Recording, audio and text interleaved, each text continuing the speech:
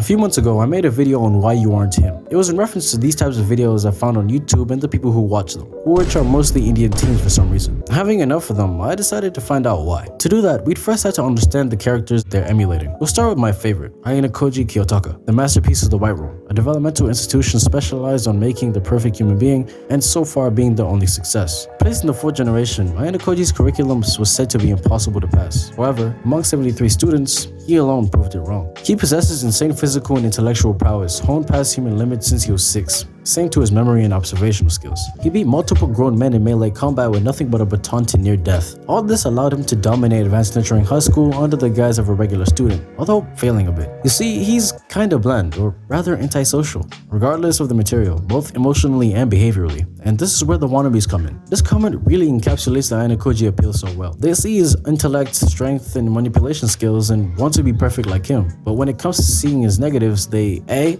feel like they already relate to him, B, believe in the Sigma male bullshit and find that they're based, or C, ignore that fact entirely. That or most videos just put Ayanokoji as the poster child for dark psychology or the dark triad king for some reason. This is not to say you can't emulate him though. I personally watch these videos and think similarly. In fact, I'm an insane Ayanokoji glazer. It's just that you should go about it in a way that's taking bits and pieces beneficial to you.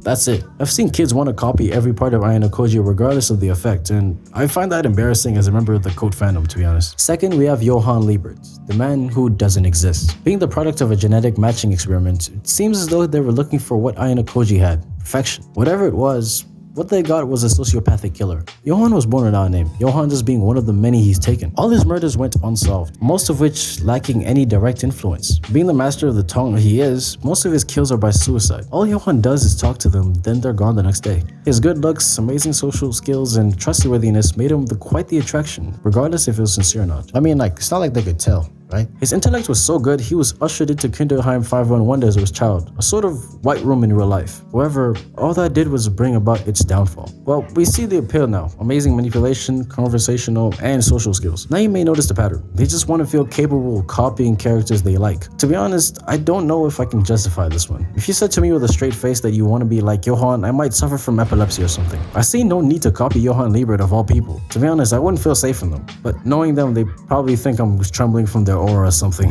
Yo, by the way, if you're still here, firstly, thanks, and please consider subscribing for more content like this. Please, thank you. Yuichi category, the bipolar one, like Isagi, the Kobe of the big three talk. Give this guy a choice between money and friends, and he'd surely give you. Remember, money is the most important thing there is. Or was it friends? You see, no one really knows. He's a textbook definition of Machiavellian, willing to do anything to win. Break his finger, starve his friends, or even abandon them. All of it if it meant for a dub. No one knows much about his past, nor of his connection with the Tomodachi games, but from what we hear, he's dubbed the devil. Yuichi's extremely nice when it comes to his friends, but that's just a front. The only thing that he truly wants is to destroy the higher-ups of the Tomodachi game, and he'd do anything for that. He's pretty similar to Ayanokoji. They both willingly use other people to get what they want. Horikita for literally the whole time, and they're friends for a dub. The problem is, isn't that kinda insincere? These characters I put here are kinda contradicting, yet the wannabe still copy that. Ayanokoji hopes to change, but can't break from the White Room mindset. Yuichi wants friends, but still remains as unethical as ever. Yuichi is technically as two-faced as Kushida. The only difference is their colors. It's just a classic case of I'm literally him syndrome, taking the personality of your new favorite character and whatnot. And I don't mean any disrespect to them, because I act literally the same way. My wallpaper is literally Ayanokoji. You could say I'm speaking from experience. With that being said, the GOAT, the power analysis just dropped. I'll be going now. Appreciate y'all for watching.